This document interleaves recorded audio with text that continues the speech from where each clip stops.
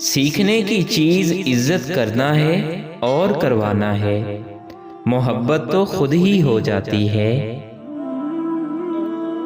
مرد کے دکھ خاموشی کی کوکھ میں جنم لیتے ہیں اور اندر ہی اندر سرایت کرتے جاتے ہیں، جبکہ عورت کے آنسو ہر طرف شور کرتے ہیں۔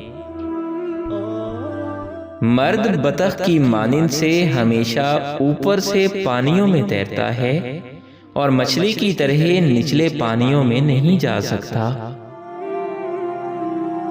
جب آپ تجربات سے بھر چکے ہوتے ہیں تو اس قدر بوڑھے بھی ہو چکے ہوتے ہیں کہ کوئی بھی آپ کے تجربات کو ملازمت نہیں دیتا۔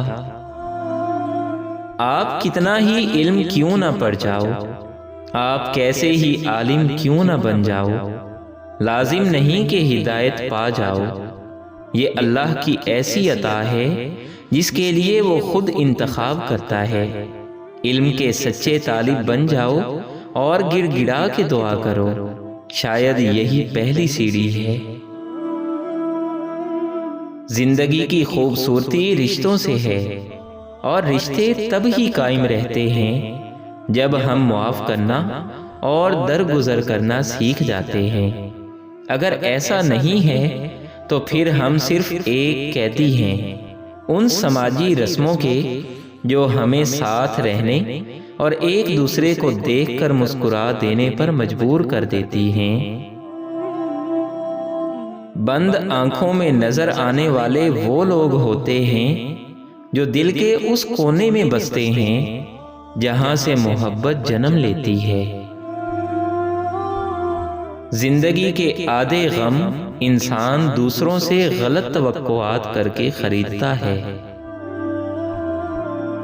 ایک دن تم پیچھے مڑ کر دیکھو گے جن چیزوں کے لیے تم فکر مند تھے وہ تو بہت چھوٹی تھیں اور تم بڑا سمجھتے رہے۔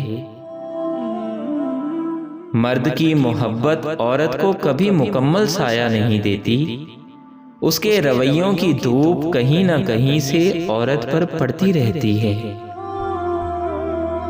ہمیشہ برائی سے نفرت کرنا، برائی کرنے والے سے نفرت مت کرنا، ورنہ آپ میں وہ برائی پیدا ہو جائے گی اور آپ پر توجہ کا دروازہ بند ہو جائے گا۔ اس دنیا میں سکون سے جینے کی ایک ہی تدبیر ہے کہ ہر انسان کے پاس ایک وسیع و عریض قبرستان ہو جہاں وہ دوسروں کی غلطیوں اور خامیوں کو دفنا آیا کرے۔